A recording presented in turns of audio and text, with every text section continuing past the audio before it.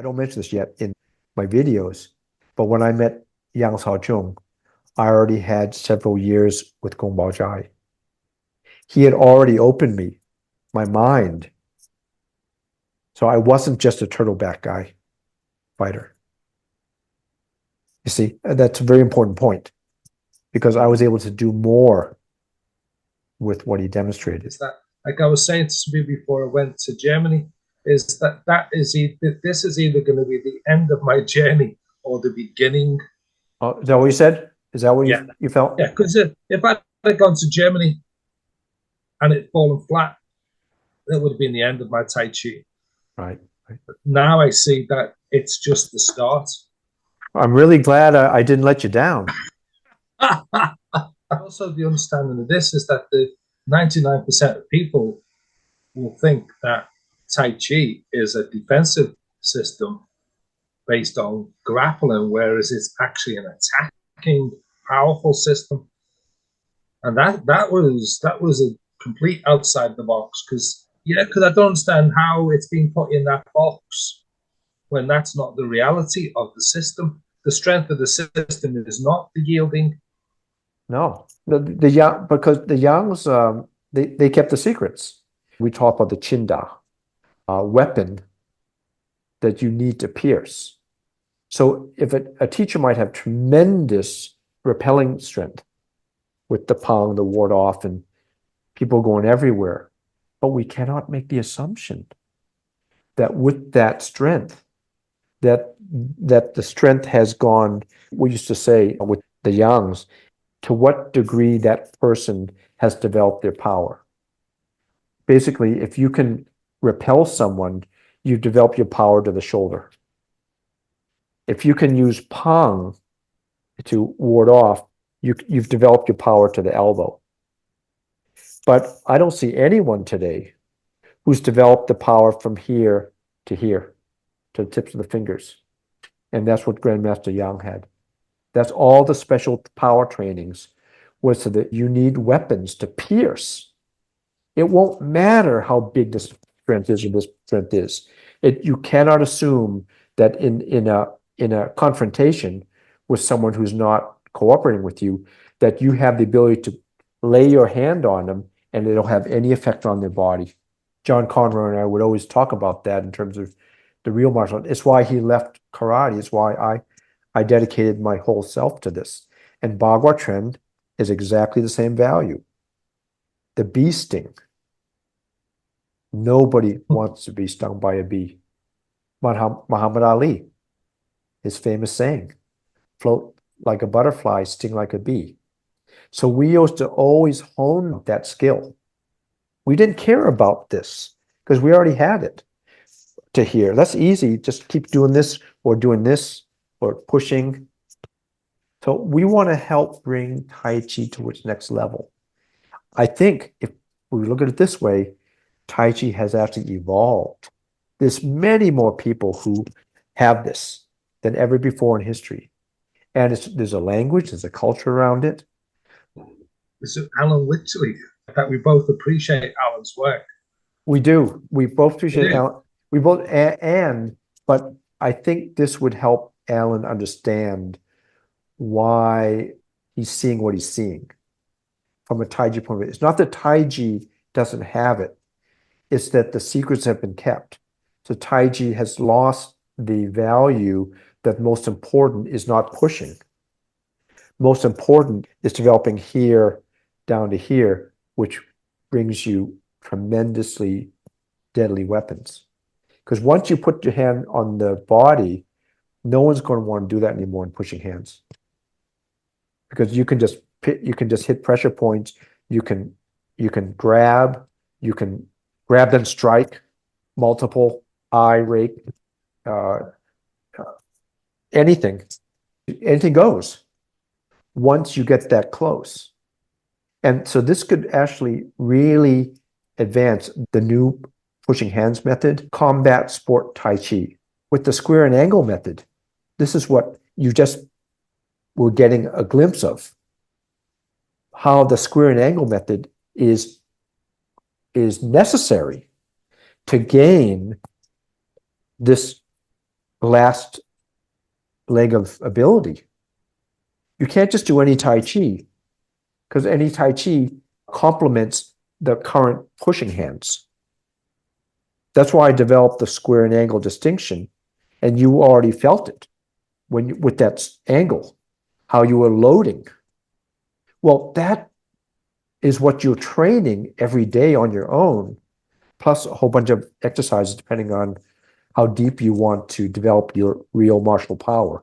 Okay, not everybody has to, but if you do, you're going to find that your current Tai Chi practice, or the one you've been doing for 25 years, doesn't support this kind of power development in your body to come out of the fingers. You see, Gua Quan, as Gua Jai said, had fingers and toes that were like railroad spikes. Gua Quan had it from the TongBi. Yang Shaozhong had it from the horizontal. But in both cases, what made them Imperial Palace quality was that they could just put their hand here and it comes out. They could pierce. They could penetrate. So we must be very, very careful with the assumption that a teacher who's able to repel with ward off has any ability in a real fighting to cause any damage to the body of another person. This is the wake up that we're talking about. And it's a good one because we're just helping people get better in the direction that they're already going. Because that's the natural human repertoire. The open, whatever skills come out of this, or intelligence, and the closed, what skill and intelligence come out of that. It just makes sense because that's the human repertoire. And that's why I'm saying what I recovered was the complete science now. In Chinese medicine is the language. Different terms than what are being used today, but those will come out as we move forward in our research and development. But the sport, I think, is the real key. Everyone loves sports.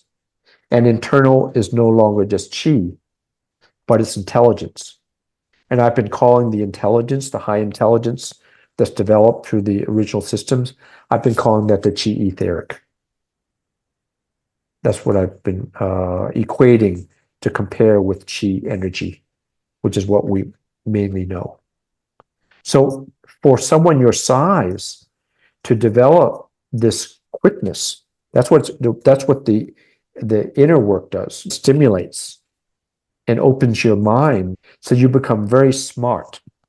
Not just quick in terms of speed, but your understanding was understanding human nature. So you understand yourself and people better, human behavior, human consciousness, motivations, strategy, so that you're not fooled. We cannot default to our present culture. Take your present culture and add to it the sophisticated way of viewing life and relationships. And then that naturally just builds your ability to come out quickly at point of contact.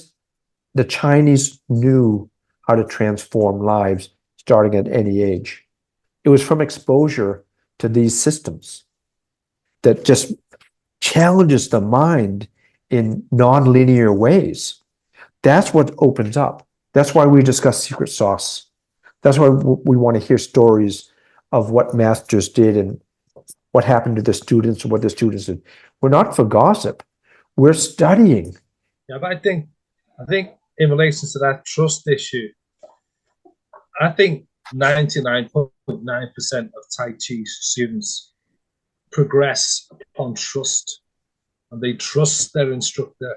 They trust that their instructor's giving them the real deal, and sadly, they shouldn't trust. And the thing is now is that I now know, because trust is built on hope. You hope you're on the right path. You hope he knows what he's talking about. Like I was saying to me before I went to Germany, is that this is either going to be the end of my journey or the beginning. Is that what you said? Is that what Yeah. you felt? Yeah, because if I'd gone to Germany and it fallen flat, that would have been the end of my Tai Chi. Right. Now I see that it's just the start. I'm really glad I didn't let you down. And my goal is just to bring you the heavy medicine hands. It's a metaphor, okay? It means martial, but also healing. To bring you that skill as quickly as possible in very short time. So you spend 20 years, all you guys, 20 years, on middle class results. Then you come across the high class transmission, and it should immediately transform you. I've seen this for 40 years, and I know exactly what's happening because I'm able to take all my experience and not be moved by the threat in front of me. That's what's going to happen to every martial art practitioner, no matter what style now, given that we're moving up. You don't need Tai Chi because all you need to do is learn a little square method, a little angle, a few good exercises, including this. But depending on if you want to be a healer, you're going to be taking it differently than if you want to be a fighter. That's fine. That's your choice. Or if you want to be both. I am a living testimony to how quickly the right method can build you. And I don't mention this yet in my videos, but when I met Yang Shaozhong, I already had several years with Gong Bao Zhai. He had already opened me, my mind. So I wasn't just a turtleback guy, fighter.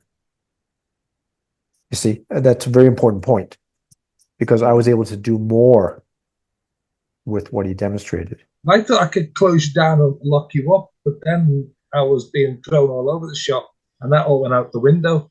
It's like the Mike Tyson, everyone has a plan until they get punched in the face.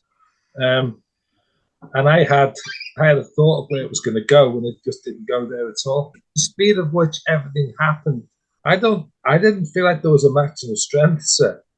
My memory is that it was overwhelming. My takeaway, as I said before, is that most relationships between student and teacher are based on trust. And the trust is that you hope. Well, because of that experience, I don't need to trust you anymore because of that experience, I now know. But then you got the thing where like, no, I now know, but like Bruce Lee said, knowing is not enough. So now my whole focus is I know what I know, and now I know I've got to apply the system. You got to develop the skill. Yeah. Right. Yeah, because I know where it is now, and I know Right. it's doable. Initially, I thought, oh, what, this is a waste of time. Was going over the bagware and the triangle and all that. But now I see the value in that, and I see the value. Hence, for the past 24 hours, I'm going through my notes, trying to itemize everything, dissect it, because I want to understand this more. I need to understand this more, otherwise I'm not going to develop on the physical. Another thing I recall is I hadn't been for a run in over a month and a half, and at the end of it, I remember I was gassed, completely gassed, and I was thinking, oh, it's because I haven't been running. But then the take home from that was that what we were doing was one of the missing elements of Tai Chi training is the cardio. That was a good workout. This sport Tai Chi that we're developing, that's based on Qinda and based on immobilization and just bringing out your full power with each other in a civilized, rule-based way. The downside that I see with Tai Chi now is the only application it's got is push hands. From my experience, is that the push hands is just, it's basic sumo. When I was competing in push hands, there was no principle of Tai Chi in there at all. It's like the in joke of my students is, the last time I was in a push hands competition, I had my nose broke. And they go, what, you had your nose broke doing Tai Chi? And they could people can't comprehend how you end up with a broken nose with Tai Chi. You see, it's a little bit off center. It's been done 5 times. I've had my nose broken 5 times, so Wow. it is a little bit off center.